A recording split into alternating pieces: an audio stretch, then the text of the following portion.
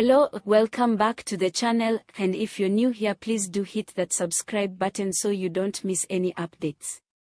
Please watch till the end so you can check the sources for yourself and verify the information. Today's story dives deep into something that's been stirring debate across South Africa, especially in townships and urban centers. Operation Dudula, known for its vocal and often confrontational stance against undocumented migration, has recently taken a bold step to challenge access to services for foreign nationals. Their latest action has sparked arguments about public safety, xenophobia, constitutional rights, and the future of social cohesion in this country. Let's unpack what's happening. Operation Dudula's recent move was to stage blockades outside several public facilities, clinics, community halls, welfare offices, and to demand that foreign nationals present legal documentation before entering or using those services. In practice, this meant that if you were perceived to be from a neighboring country, even if you were legally in South Africa, you might be stopped, asked for ID, or even turned away. These blockades took place in several provinces, Gauteng, Mpumalanga, and parts of KwaZulu-Natal, targeting spaces where South Africans and foreign nationals alike rely on basic services. The group claims this measure protects scarce resources for citizens and prevents fraud or misuse of services. They argue that resources like free healthcare, social grants, and subsidized housing should go first to document-holding nationals. On one hand, you can understand the frustration. South Africa is grappling with unemployment, poverty, overcrowded clinics, underfunded social services, and an overstretched education system. Citizens see long queues for grants, long waits at public hospitals, and fewer opportunities, all while hearing about foreigners who might be accessing those same services, sometimes more smoothly.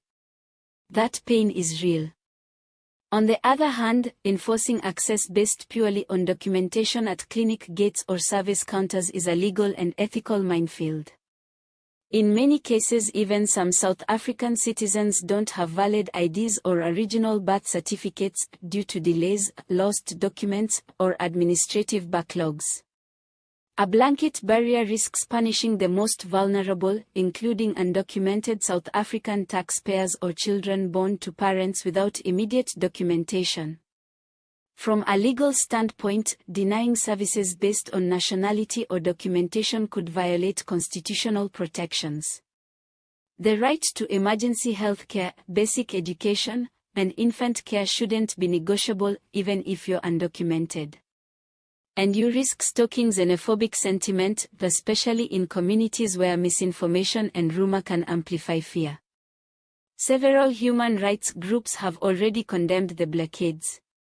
They note that social service spaces are meant to be safe harbors, not checkpoints. They argue for more inclusive solutions, like outreach units that verify documentation behind the scenes, mobile ID clinics, or temporary service access for urgent cases while documentation is processed. Meanwhile, some foreign nationals who need critical services, pregnant women, children, those living with HIV or chronic illness, have spoken out about being shamed, delayed, or denied. In one case, a mother said she was nearly refused water and sanitation support because her asylum papers had expired a few weeks prior, even though she had applied for renewal months ago. That's not security, that's cruelty. Naturally, Operation Dudula supporters say they're not heartless, they want collaboration with Home Affairs to fast-track documentation, stricter enforcement on employers who hire undocumented workers, and more government-led initiatives to manage migration. Their chorus is the state must do its job. If it does, they say, their disruptive actions will be unnecessary.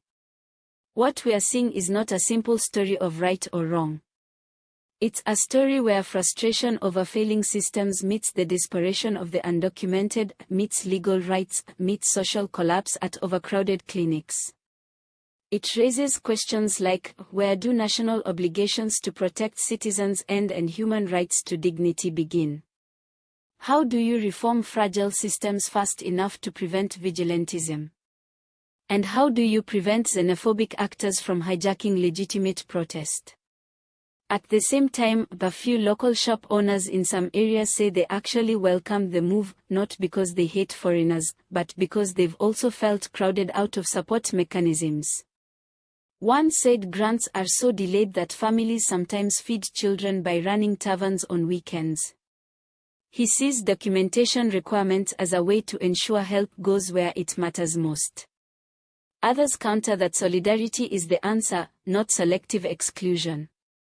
I'd like to add a note on projection: when protests bleed into aggression, or when slogans turn into checks on clinic doors, the optics can breed resentment, even hate. That's why media coverage matters. If we constantly show visuals of blockades without context, we risk turning frustrations into stereotypes. Balanced reporting, grounded in facts and respect, is our best antidote.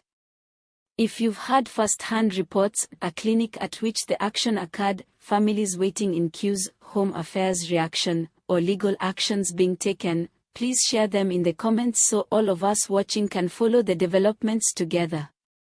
Now let me bring in a little bit of lighter perspective, because even heavy topics benefit from some human warmth. Someone on social media joked that next time Operation Dudula holds a blockade, they should set up a popcorn stand and charge a small document processing fee, kind of like an unwanted film screening with snacks.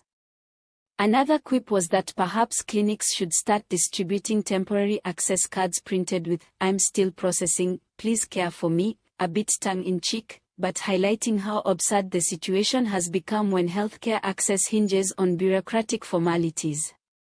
But despite the jokes, the stakes are high. Every blocked patient or delayed treatment can cascade into tragedy. Every protester driven by frustration needs a spot to vent constructively. South Africa needs reform, yes, but reform rooted in rights, dignity, and law. All images used are for illustration purposes only.